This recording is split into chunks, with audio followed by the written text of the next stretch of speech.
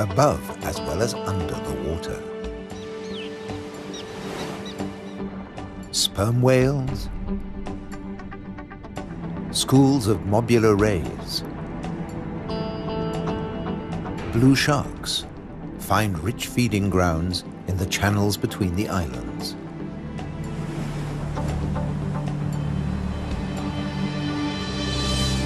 Nutrient-rich reefs draw in life. Blue whales seek out tons of krill in ocean depths.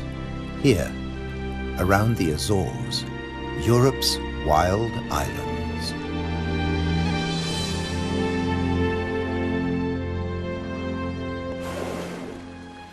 A family of false killer whales cruise the ocean on the lookout for prey.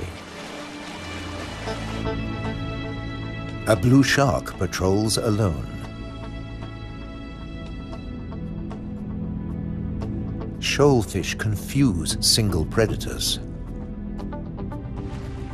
But when they meet false killer whales, the water boils. An individual false killer whale dives down with its prey.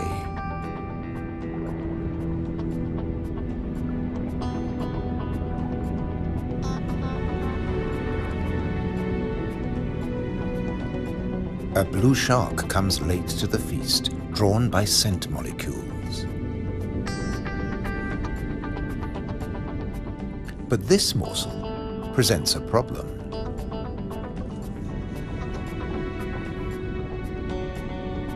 With jaws not made for chewing, it'll never swallow this tail fin.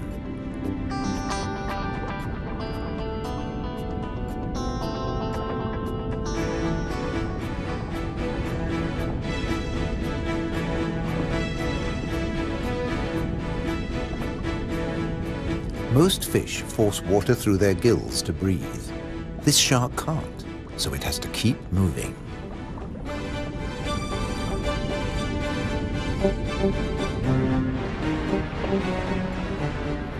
Near the surface, another blue shark is demolishing a tuna.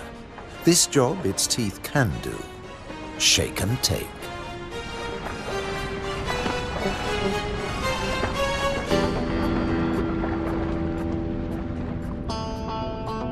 Fragments streaming from its gills float to the surface. A little extra for the seabirds.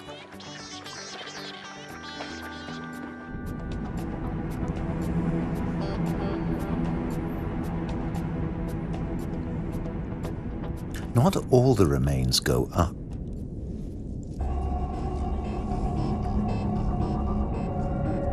Spread by the current, the scent draws a moray eel from its cave.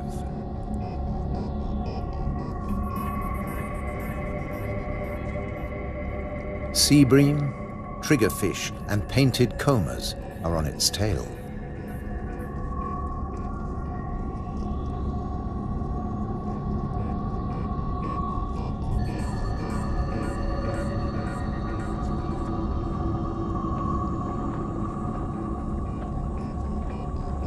The ocean around the Azores is not short of flesh.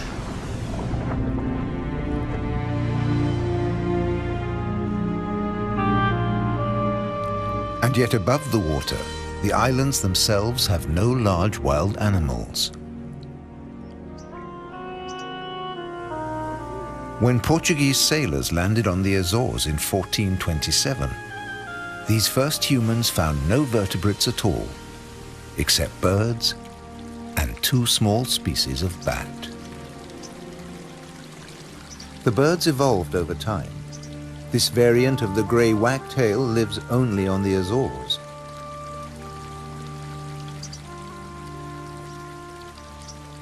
With head feathers a different color from its European relatives. Whole islands have changed too. Santa Maria must have been much warmer once.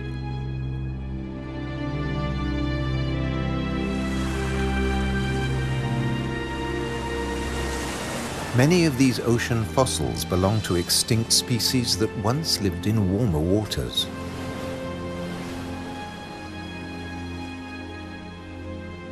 The water temperature may have fallen, but not the diversity of species.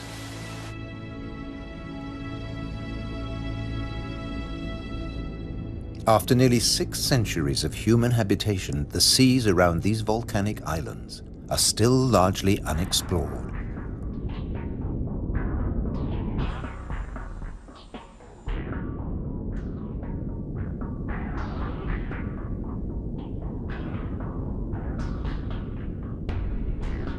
This is the world of the anglerfish.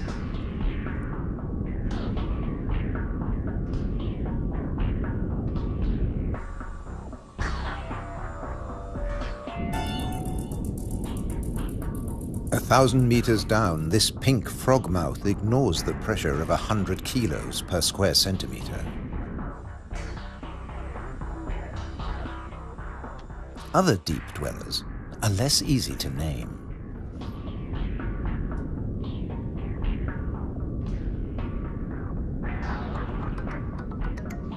In the darkness, it's easy to underestimate your prey. It has to fit into your stomach.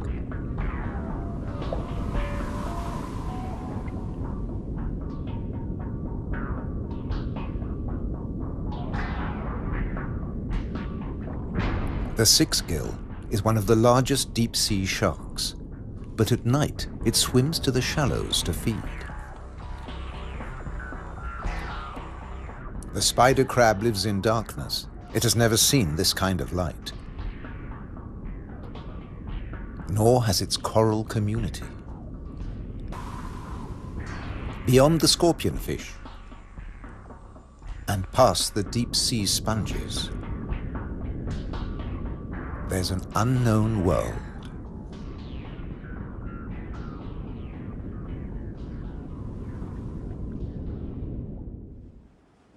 Imagine the Atlantic between Europe and America 8 million years ago. Pressure along the mid-Atlantic ridge forces the continental plates apart. Volcanoes pierce the surface on both the Eurasian and the American side. The Azores.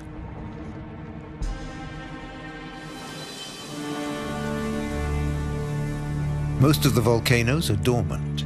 Water, not lava, fills their craters.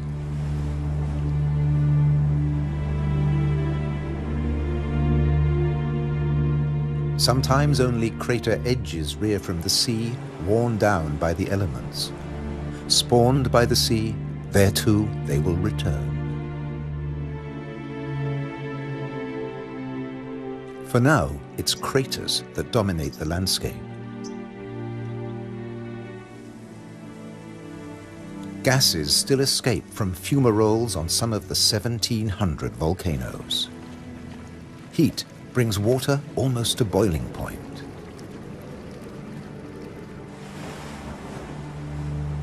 A massive eruption hit Fayal Island 60 years ago.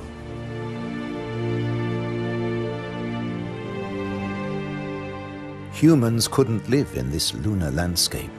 Hundreds followed the sun to America. On the volcano's slopes, life had to begin again. Birds were pioneers on naked rock.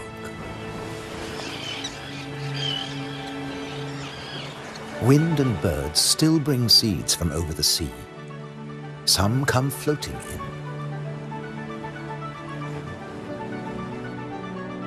Humans brought the Hottentot fig, and plants create the first soil on bare rock.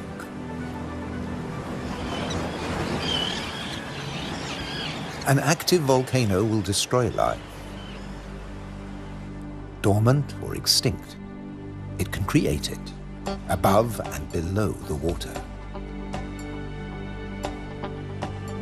The underwater cliffs of Formigas are the summit of a volcano. Overall, the waters of Europe's wild islands are home to more than 1,500 species. This is the spiny starfish.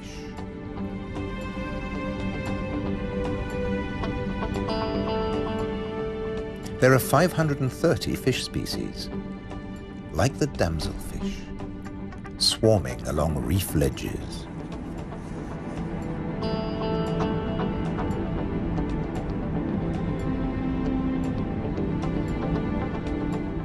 The grouper is a formidable loner. Its giant maws scare off intruders.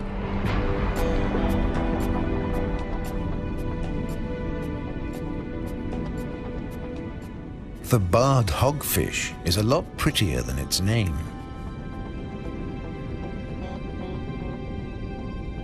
It's a protogynous hermaphrodite like its cousin, the grouper. It starts off female until it reaches a certain length. Then it becomes a male, aggressively defending its territory.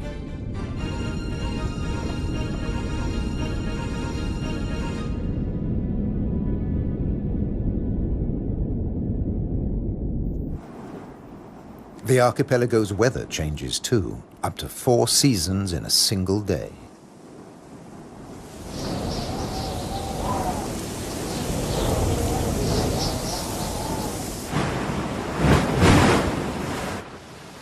And when the winds blow above,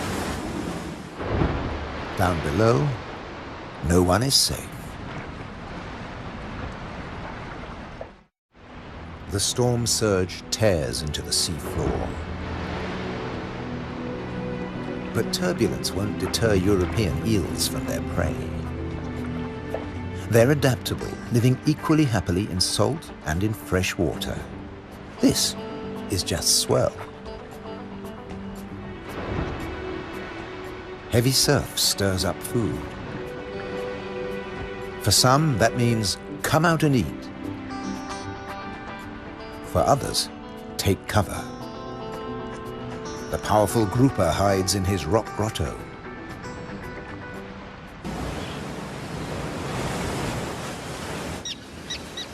In churning waters, it's tough to spot your prey.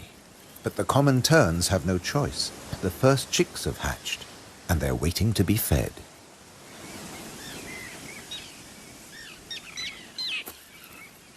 Elsewhere, adults are still brooding.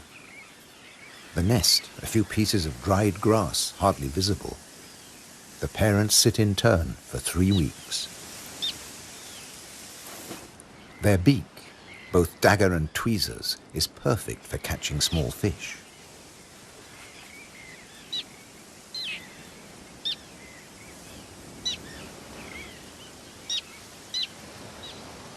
"3,000 pairs breed here.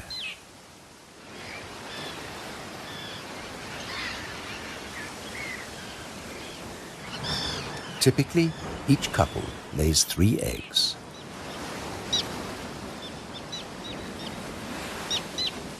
The chicks are fed for 4 weeks, till they can fly as well as their parents.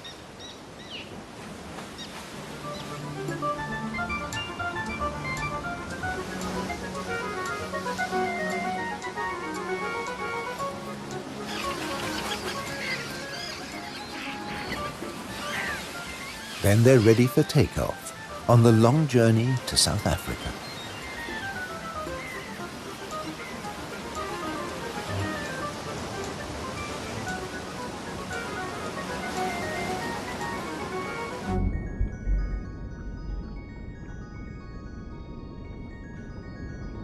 Under the water, survival can depend on staying still, very still, like a wide-eyed flounder.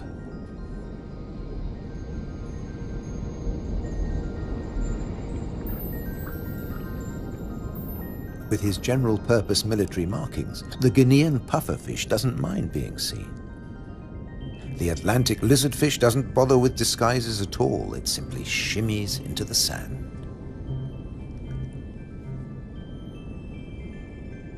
This may fool both its prey and its predators.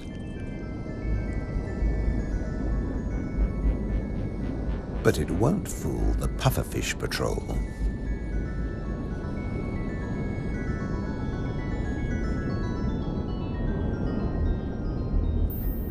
The shamefaced crab folds its pincers to protect its gills and digs itself in.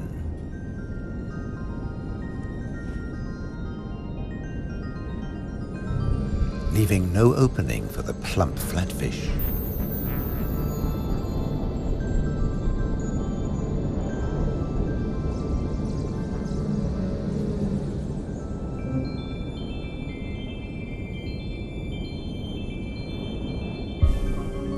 Bye. A starfish flees at top speed from a marauding snail.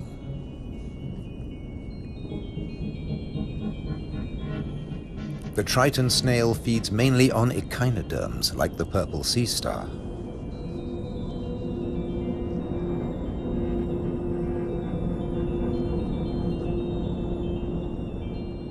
It's no big deal for an octopus. No pickings for it here.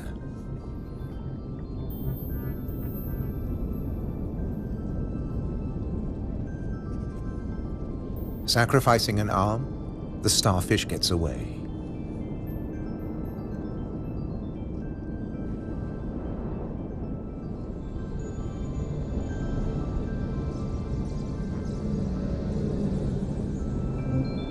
It's escaped with its life, and the limb will grow again.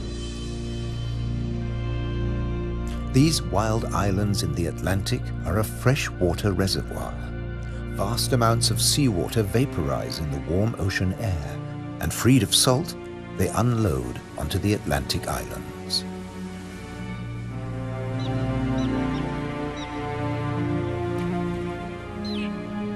The common tern flies between two worlds, fishing in the sea and in the lakes.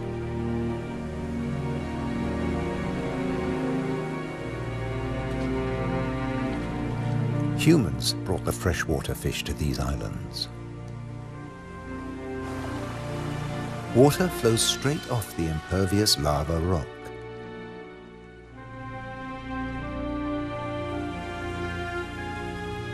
But peat moss sucks up huge quantities of water like a sponge, taking it in through every surface. Deprived of oxygen, the dead parts of the moss never rot. The extremities keep on growing, and the moss colonizes more and more of the bare rock.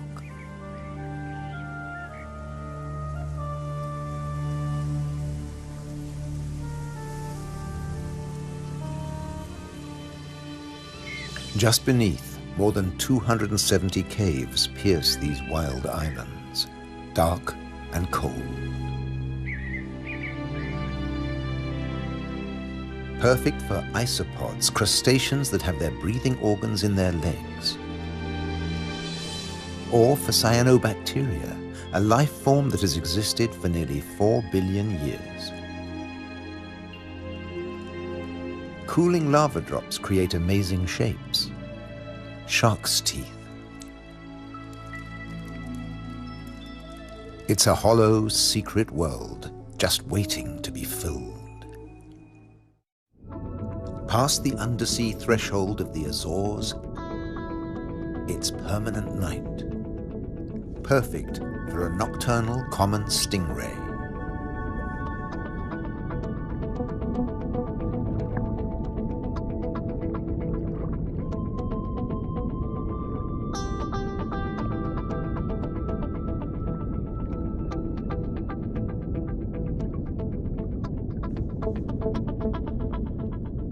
It's not alone here.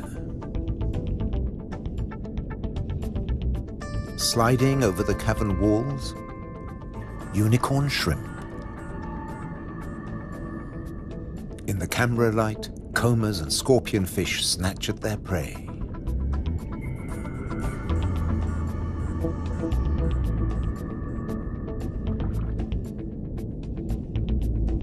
The brown moray eel is cleaning up on the cavern floor. The shrimps come up from deeper waters to spend the winter. For some, it's a short winter.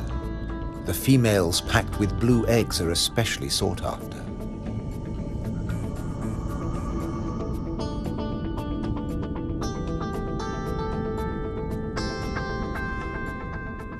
The shrimps also live off crustaceans, their own species.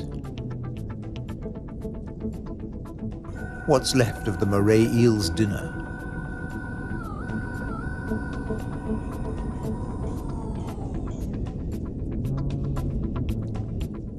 First, eat your neighbor, then take time for a spot of grooming.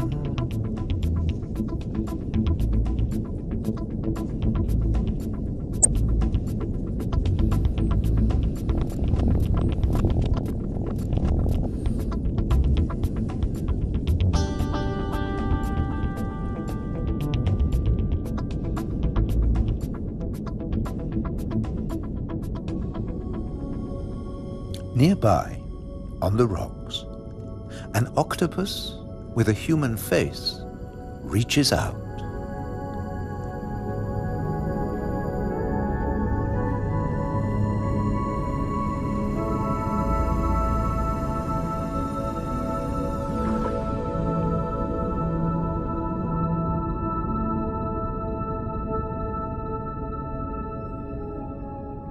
The stingray glides back to the ocean.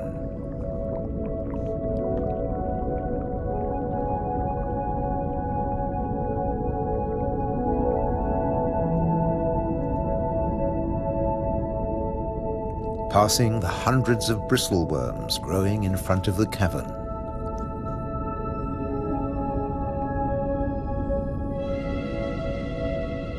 Their tentacles trap particles from the passing current to eat or to construct the tubes they live in.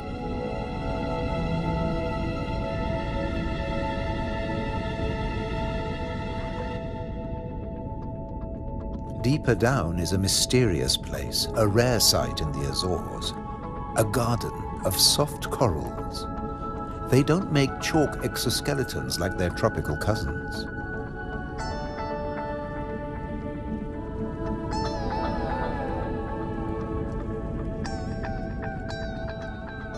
The currents carry plankton down to their home on sunken seamounts.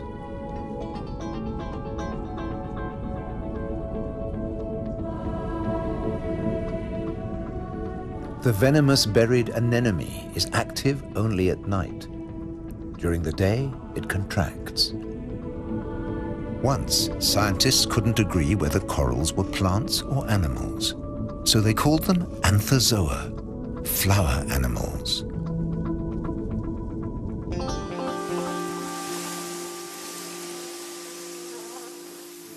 No doubt about these. All the flowers on Europe's wild islands arrived from somewhere else. Hydrangeas came from Asia. Natural boundaries between fields. They're a symbol of the Azores.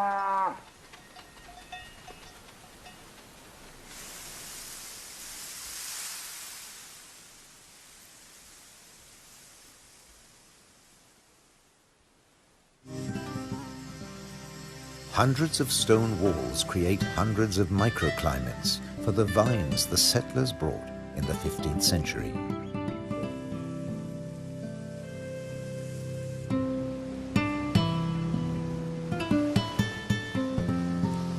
"400 years later, the vineyards were abandoned as islanders left for America.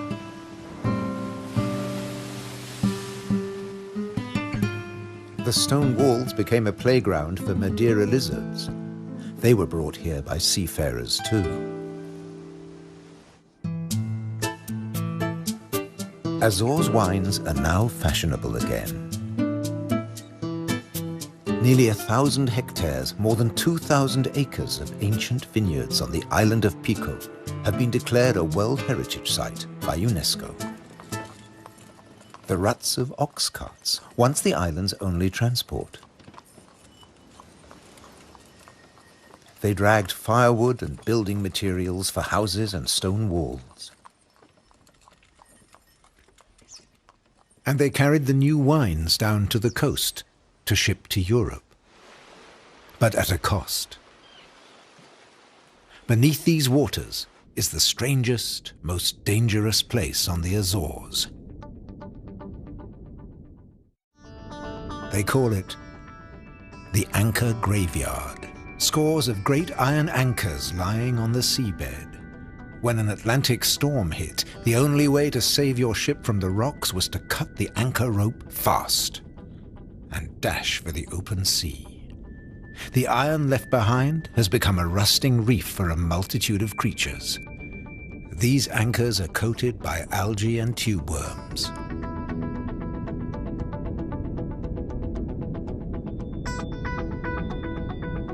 A shark's outline protects hiding fish.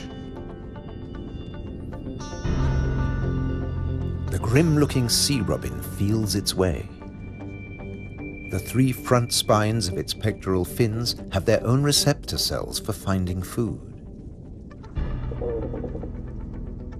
The Mediterranean mooray's mouth is mournful, but it's miming the call of the sea robin's swim bladders. A common octopus discreetly searches for food. It will fit in anywhere.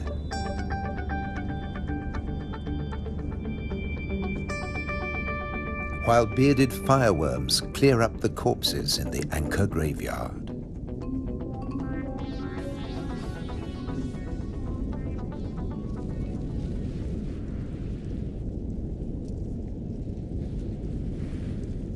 They are the mobile relatives of the immobile tube worms.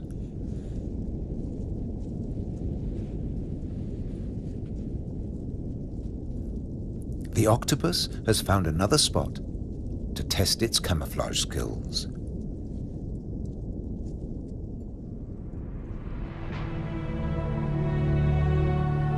Above water, too, human presence is everywhere, even in the craters.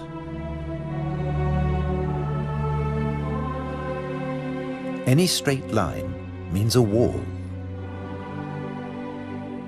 one that protects the grazing horses and cattle. By keeping the grass short, these domestic animals help the seasonal visitors that have been coming here for thousands of years. The ruddy turnstone digs to find fresh food. Black-bellied plover fly in from Russia on their way to their winter quarters in South America and South Africa.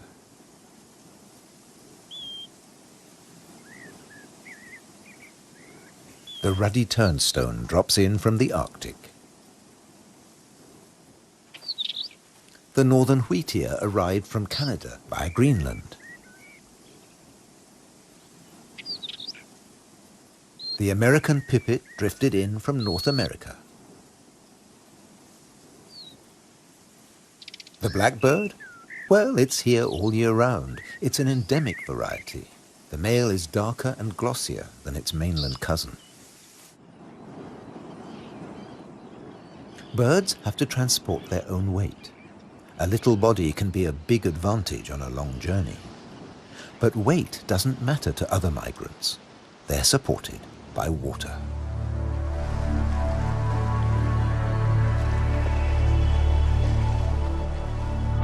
Humpback whales migrate between the Arctic and the tropics. They make a hunchback when they dive, hence the name.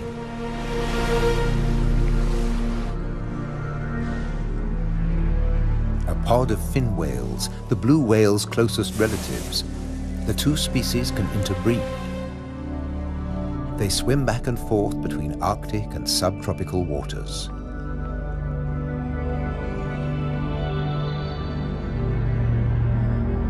Fin whales and blue whales have their blowhole in the center of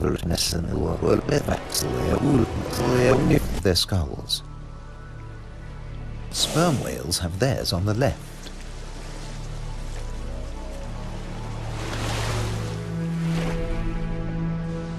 Baleen whales spend long periods sieving krill and plankton from the waters of the Azores.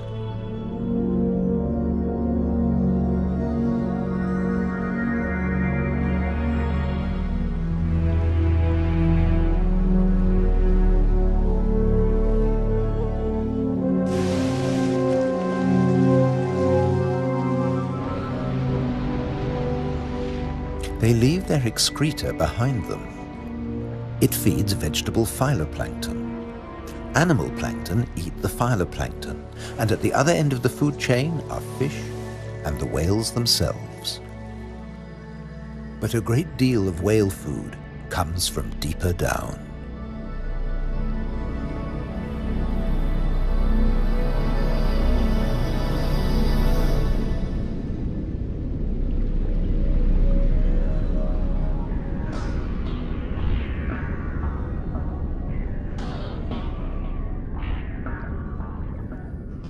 Meanwhile, not all the creatures of the eternal darkness are permanently banished to the depths. Every night, countless organisms leave the realm of the bizarre anglerfish and rise into shallower waters. Colossal amounts of krill join them on the upward journey. A nightly vertical migration. Salps and bioluminescent comb jellies illuminate the greatest movement of biomass on Earth. All here to harvest the vegetable plankton or get eaten themselves. This innocent-looking blob is anything but. A Portuguese man-o'-war is a colonial organism, a conglomeration of polyps serving different functions. One polyp is the sail. Innumerable other polyps repel invaders or catch booty with tentacles that stretch up to 30 meters. On the right, a salp has become ensnared. Venom from stinging cells kills the prey. The tentacles drag it to the mouth.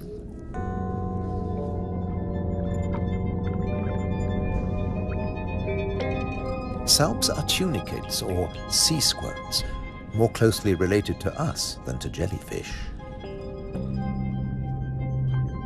Delicate bands of muscle rhythmically contract, pumping water through the salp's body, filtering its food.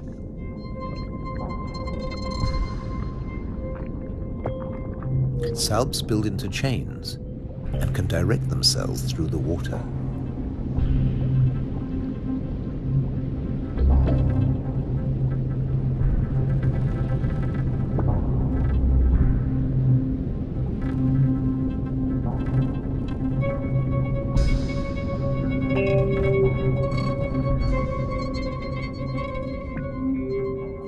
A chain can be up to a meter or longer.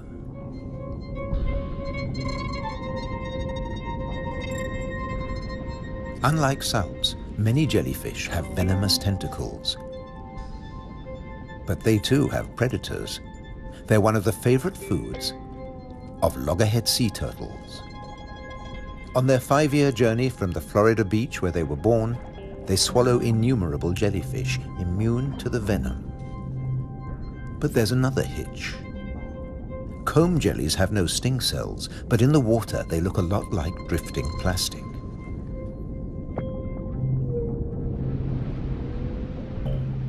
And that's the problem. The turtles try to eat plastic, and it kills them.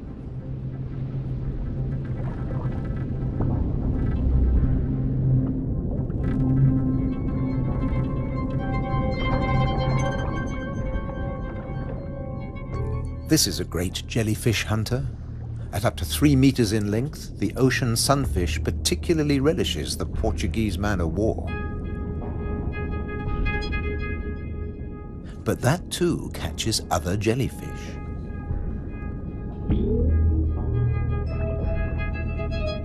The sunfish can dive.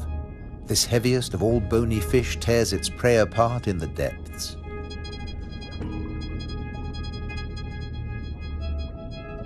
The man-o'-war must stay on the surface, but it's a most effective hunter.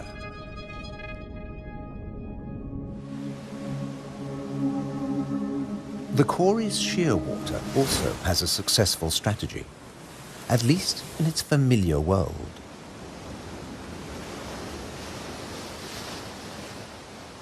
It deposits its eggs in niches high on the rocky cliffs.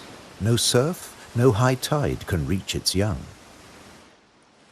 But now they face a new danger.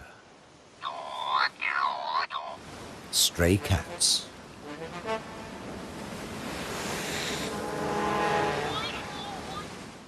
The female shearwater laid a single egg in May.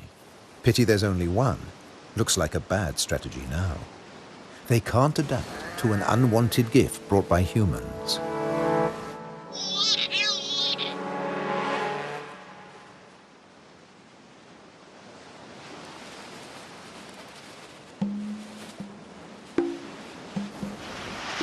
On the island of Corvo, more than 80% of predated chicks are the victims of cats.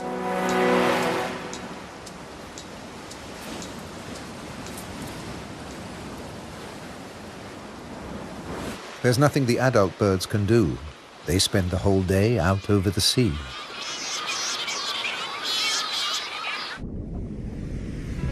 By contrast, periphyton, a mix of algae, bacteria, and microbes, stay where they grow, ruled by time and tide.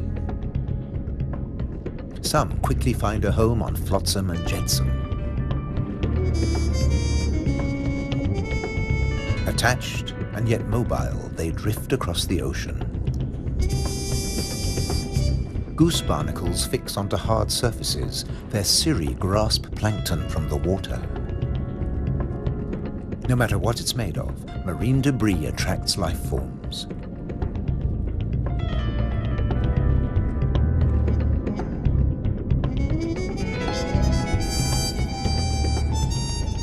One of the ocean's fastest swimmers likes to stay close to flotsam, the mahi-mahi.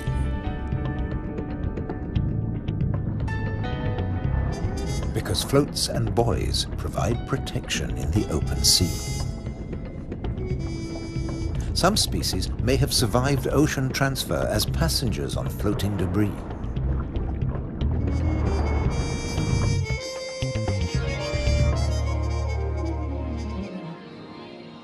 When shearwater breed, dusk brings a deafening chorus. Parent birds calling to their young as they return from the sea.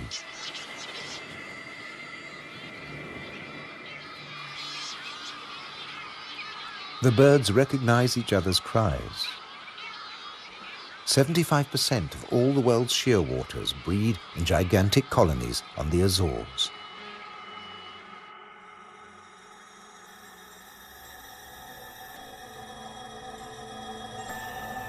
The name Madeira lizard says it all. This creature originated on a distant island. The Madeira wall lizard is very common on the Azores. It's one of the few reptiles found on these islands, and it's very fond of nectar. Invertebrates and vegetable matter complete its diet.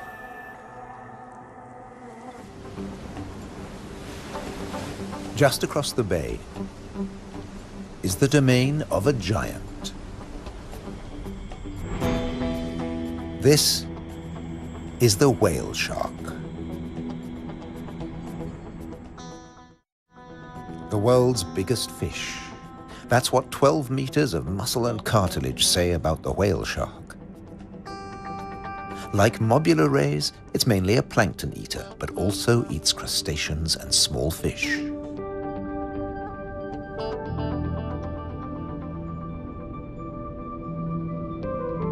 The rays' rolled fins on their foreheads direct the plankton into their mouths.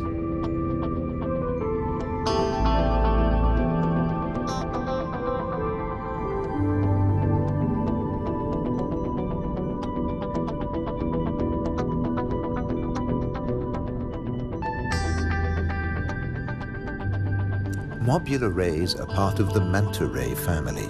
They cruise in small groups, shadowed by fish using them as cover and picking up their leftovers.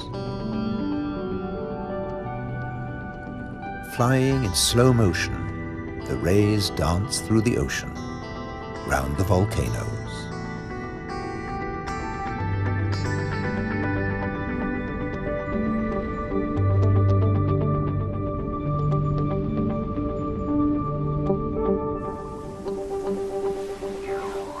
High above, there's something stirring on the cliffside.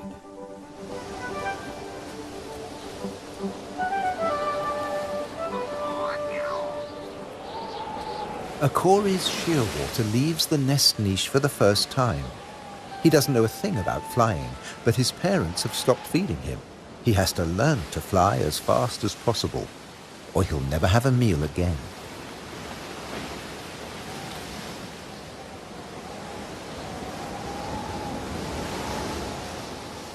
He needs a takeoff point with a fair wind.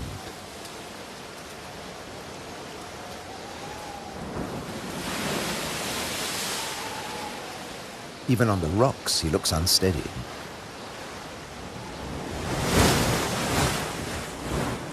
A fellow shearwater learns the difference between flying and falling.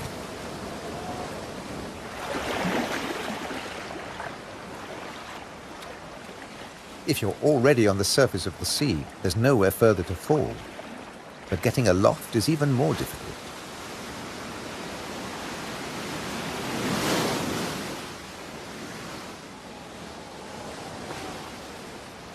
Wings over water. That's the right idea.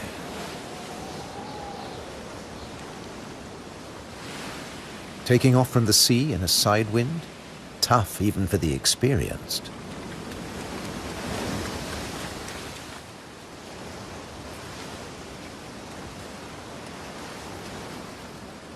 It's now or never.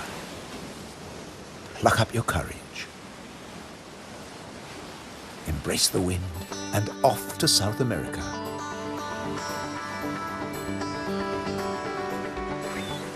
On the Azores, you're either coming or going. In December, with the sheer waters long gone, male sperm whales are returning from their feeding grounds in the Arctic waters.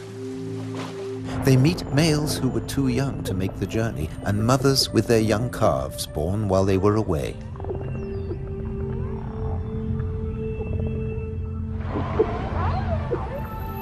While the mother dives for food, her calf stays on the surface.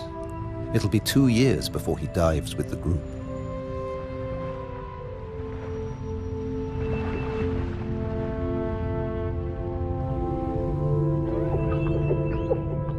The whales will seek giant squid at a depth of 1,000 meters. At 18 meters and weighing in at 50 tons, sperm whales are the world's biggest toothed whales.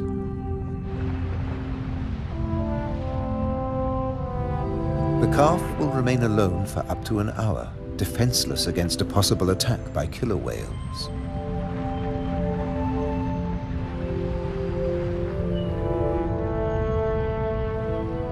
Finally, the group return from the deep.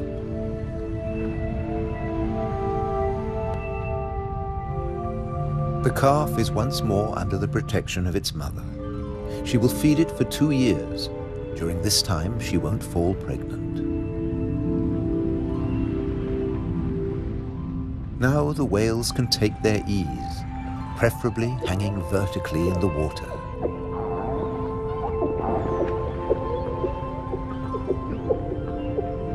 Someday the calf will join the long migration to the Arctic, before returning to Europe's wild islands, the Azores.